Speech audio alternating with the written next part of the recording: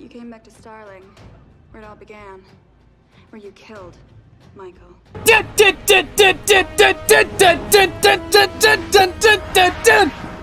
I've changed my tune quite a bit on the Huntress since I talked about her in Season 1, and I wanted to give this episode a fair shake. But while I don't have the same problems I had last time we saw Helena, I ended up having a different helping of issues. This episode feels very all over the place. It wasn't ever really confusing, but it did feel like it was moving very fast, and the events of the episode didn't mesh well together. And when you add in that scene of Helena in custody at the end, it just feels like an addition that was added just to fill up time. Don't get me wrong, I like when we get an episode that doesn't waste time and constantly moves forward. See also my quick review for Blind Spot. But for some reason, I just didn't really vibe with this one. There's a moment in the episode where Lance immediately thinks to call the arrow, but Oliver is standing right next to him. I find it kind of funny that Oliver has Lance's contact in the Vigilante's phone as his mother, and it's a good cover in case there's someone nearby that doesn't know Oliver's secret. How the hell does Sarah lose to Helena in a fight? Sarah was trained by the League of Assassins, and it's not like Oliver where Talia al Ghul was introduced as an element of his backstory years after Season 1, which retroactively ruins any fight that he loses. That's something that's been a part of her character since Broken Dolls in this very season. And I don't care if Sarah was going easy on her like she said she was. Sarah going easy should still be enough to cave Helena's face in. And how did Helena get this police uniform to sneak out with? The SWAT captain who I had to go to IMDb to find the name for is also a pretty weird addition. He's introduced just to have a hate boner for vigilantes, and seems to exist just because they needed someone to kill Helena's father in the third act. He even goes to the place the trade is going down by himself instead of taking backup, and I'm honestly not sure why they included a scene of him saying that he's going it alone. I guess they wanted to do more with Helena and develop her further, and her father not dying by her hands was supposed to get her to that point, but I'm sure there was a cleaner way to do it. Maybe replace Captain Asshat McGee over here with SCPD Lieutenant Frank Pike.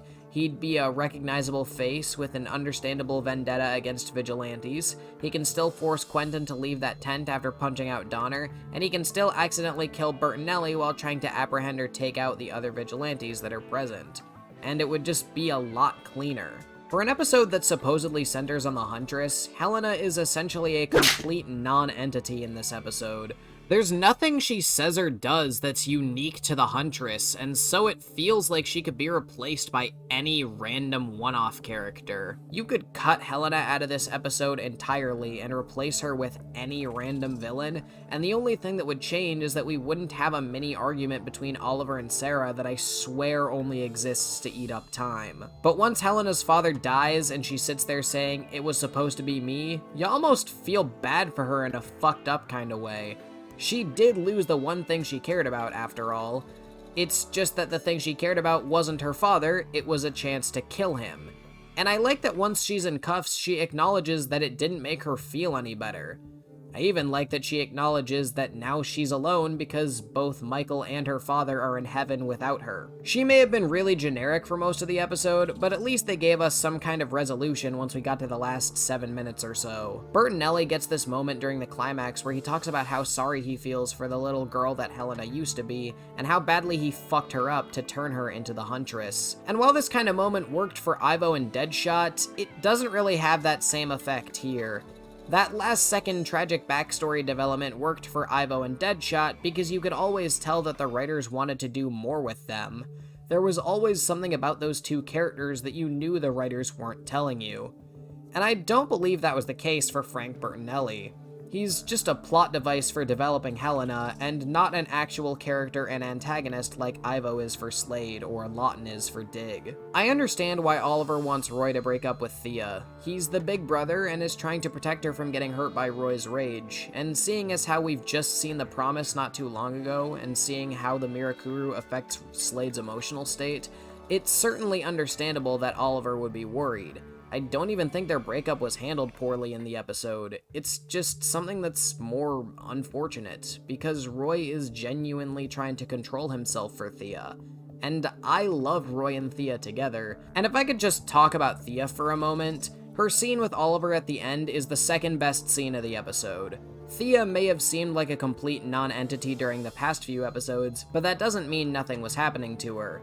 Ever since season 1, Thea's been the collateral damage of her mother's and her brother's bad decisions, and I like that this episode finally acknowledges that. Laurel's also written very well here. That scene of the meeting she was going to at the top of the episode had me clapping, and I'm not just talking once at the end of the scene.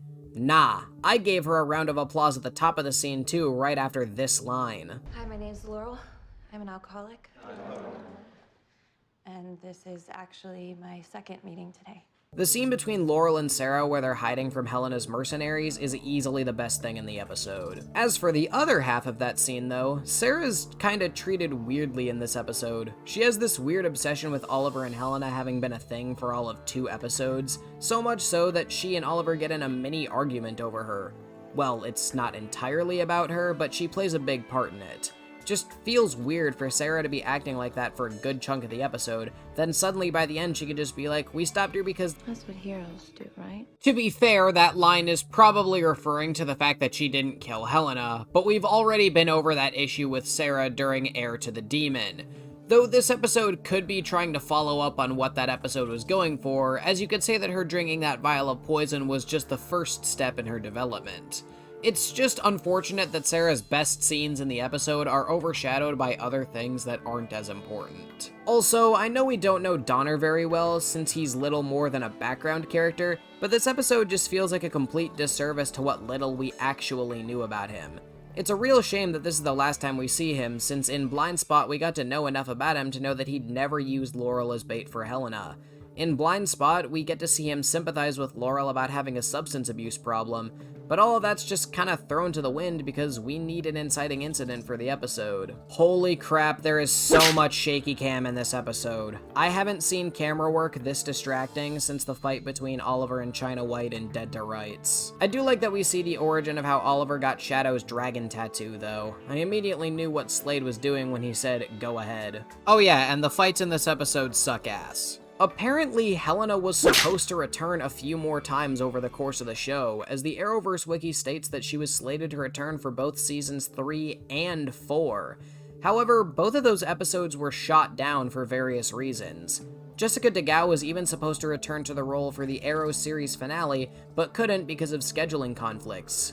It's really interesting to note that even though this character is never seen again, the writers never forgot about her, and even wanted to include her in later episodes and seasons. But since we never actually see her again in the show, the events of this episode feel really inconsequential. When you have an episode featuring a DC character like the Huntress, a member of the Bat family, and the most important thing that happens is that Roy breaks up with Thea, you know you fucked up. There is a cliffhanger though, so I gotta give it some extra points. This is probably the weakest episode of Arrow Season 2, which is a shame because the season's been going really great these past few weeks. Even most of the quick review episodes have been getting high scores and surprising me in terms of how good they've been. But for some reason, every time Helena Bertinelli shows up, the show's quality takes an unfortunate tumble. But hey, at least I didn't want to gouge my eyes out with a rusty spoon this time. You always told me that killing him wouldn't change anything. You were right.